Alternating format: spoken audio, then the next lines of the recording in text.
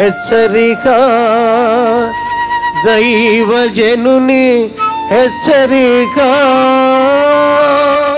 నీకు ఇచ్చిన దేహం దేవుంది తెలుసా మీకు? చెప్పు, నీతో పాటు చెప్పుకోండి మీరు. ఆ దేహం, ఆ వాక్యం తెలుసా మీకు? బైబిల్లో ఉంది. ఏంటో చెప్పండి. మీరు విలువ పెట్టి కొనబడిన వారు, మీరు మీ సొత్తు, మీ ఇష్టం. మీ ఇష్టం అంటావేంటి? నా ఇష్టం నా ఇష్టం అంటావేంటి? దేవుని బిడ్డలు నా ఇష్టం లేదు. సంసోనుకు నా ఇష్టం లేదు. సంసోనును దేవుడు ఎరిగాడు, ఏర్పరచుకున్నాడు, దేవుడు అభిషేకించాడు, దేవుడు సిద్ధపరిచాడు, దేవుడి ప్రణాళిక కోసం బలం ఇచ్చాడు. దేవుని ఆత్మ అతనికి బలం ఇస్తుంటే బెట్టులు కాసి శత్రువుల దగ్గరికి వెళ్ళి వాళ్ళతో వియ్యముంది, వాళ్ళ ఆచారాలు వెంబడించి తన పగలు కక్షలు తీర్చుకోవడానికి వాళ్ళ మీద పడి చంపి దోచుకొని కోపగించుకొని, అతడు కోపగించి తన తండ్రి ఇంటికి వెళ్ళగా అతని భార్య అతని స్నేహితునిగా భావించుకుని అతని చెలికానికి అయిపోయిందిరా. 7 రోజులు పెళ్ళి. ఎన్ని రోజులు పెళ్ళిది? ఇంత ఇష్టమైన ఇష్టం ఎంతకాలం మంది ఇష్టం?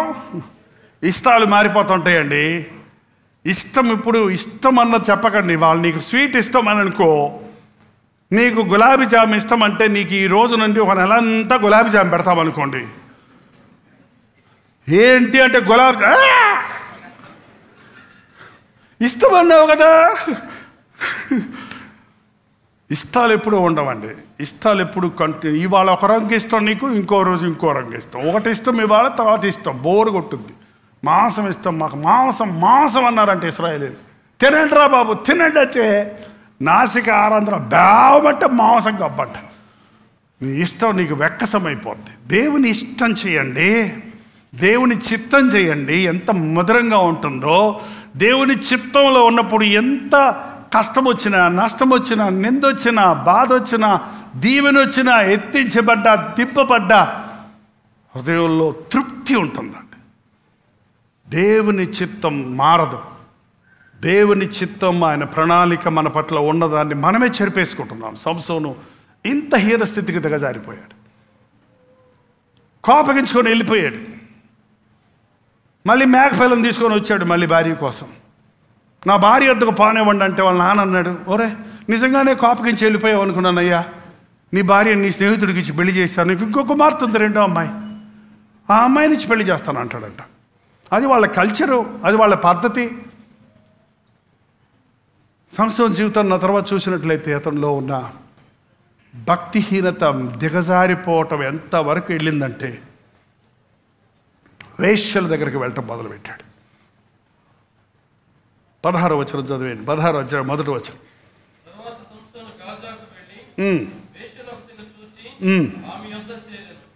ఎక్కడ పడితే అక్కడ చేరతాడు ఏంట్రా బాబు ఈ మనుషుడా. 16వ అధ్యాయం 4వ వచనం. మళ్ళీ ఏ లోయలోకి వెళ్తే, ఏ ఊరికి వెళ్తే అక్కడ ఒక వేశ్య మోహించాడు. మళ్ళీ ఇక్కడ ఇదొకటి మోహం. అక్కడేమో ఇష్టం, ఇక్కడేమో మోహం. ఇవన్నీ ప్రేమకు సబ్స్టిట్యూట్ కాదు. ఇవి ప్రేమ అనుకుంటున్నారు. మోహం ప్రేమ అనుకుంటున్నారు, ఇష్టం ప్రేమ అనుకుంటున్నారు. ప్రేమ పవిత్రమైంది, ప్రేమ త్యాగంతో కూడింది, ప్రేమ దేవుని దగ్గర నుంచి వచ్చింది. ఆ దెలీలా అని ఆమెను మోహించాడంటండి. అక్కడ చేరాడు. మళ్ళీ ఆమె లాలన చేయటం మొదలుపెట్టింది. కొంతమందికి ఎప్పుడు చూసినా ఇది చాలా ఇష్టం అండి. ఏంటది? ఉయ్యాల్లో వేసి ఊపాలి. చిన్నపిల్లల్ని ఊపేవాళ్ళు ఇప్పుడు పెద్ద పెద్దవి ఉంటాయి, కేన్ చైర్స్, అందులో కూర్చొని ఊగుతూనే ఉంటారు.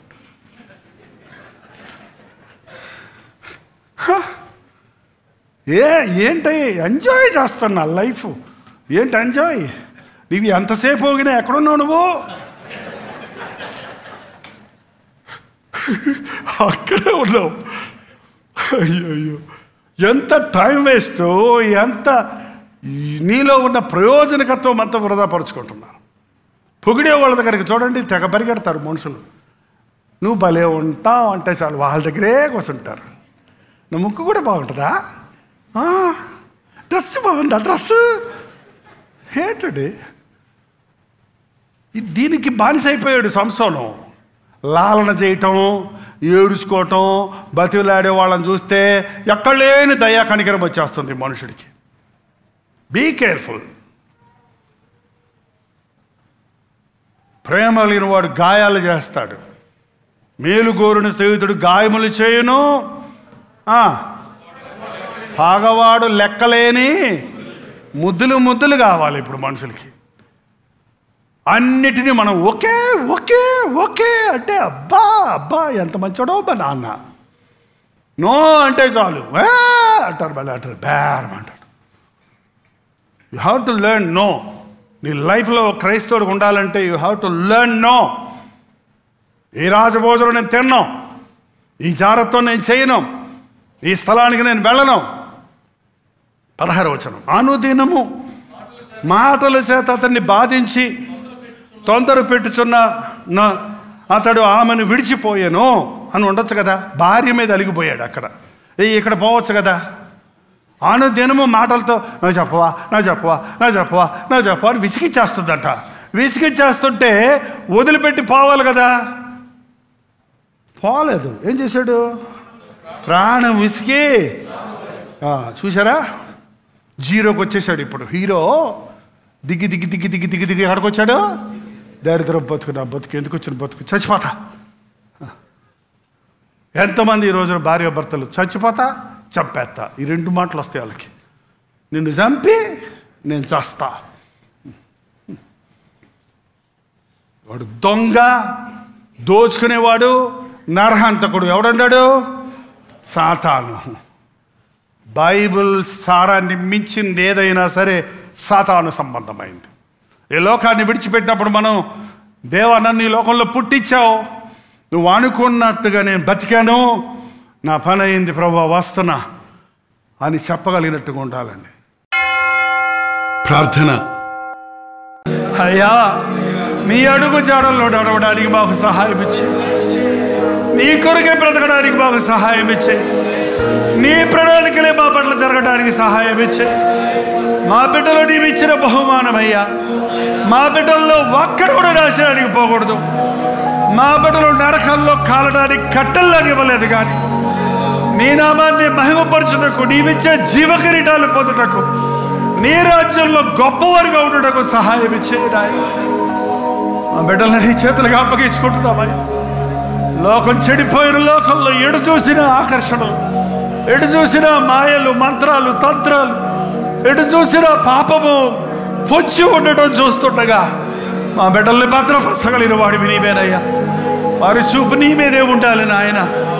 నాయన మాము తల్లిదండ్రులుగా, సంఘముగా, మా యువత కొరకు, మా బిడ్డల కొరకు నీ పాదాలు పట్టుకొని పోరాడటానికి సహాయం ఇచ్చి, కన్నీటితో వారిని నీ చెంతకు చేర్చుటకు సహాయం చేయి. ఈ రోజున ఒక్కసారి మమ్మల్ని చూడయ్యా. తల్లి గర్భంలో ఉన్నప్పుడు నీవు కలిగి ఉన్న ప్రణాళికలే మా పట్ల నెరవేరాలయ్యా. మా ఇష్టం కాదు, నీ చిత్తమే. ఈ లోకం కాదు, నీ నామమే మా బ్రతుకుల్లో మహిమపరచబడాలి. ఈ రోజున మా ప్రార్థనలకు జవాబులు దయచేయి. మా అడుగు జాడలు సరి చేసుకుంటున్నాం, మా మార్గాలు సరి చేసుకుంటున్నాం, మా మనస్సులు కొబ్బరిస్తున్నామయ్యా. శిక్షించక క్షమించిన ఆయన మమ్మల్ని కవిల్లో చేర్చుకొని ఉన్న మిగిలిన శేష జీవితమైన నీ కోసం బ్రతుకుటకు, మరణం వరకు నమ్మకంగా ఉండటకు ఈ ఆరాధనలో పాల్గొన్న ప్రతి ఒక్కరికి సహాయం చేయి. క్రీస్తు నామములో అడుగుచున్నాము తండ్రి, ఆమేన్.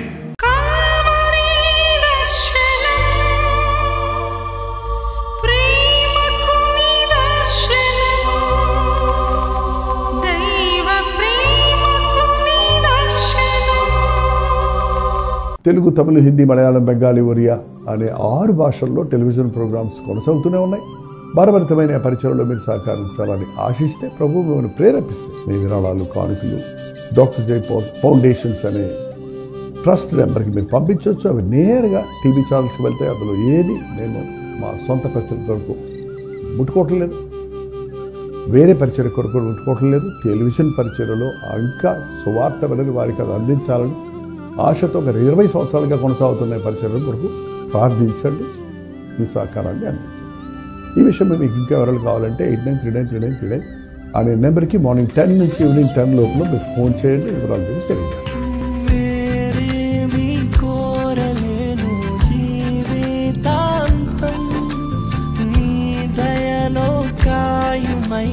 బ్రతుకు దినం వేరేమి కోరలేను జీవితాంతం నీ దయలో కాయుమయ్యా బ్రతుకు దినం నీలాంటి దైవం ఎవరు విశ్వమున లేనే లేరు, నీలాంటి దైవం ఎవరు విశ్వమున లేనే లేరు, పరమ తండ్రి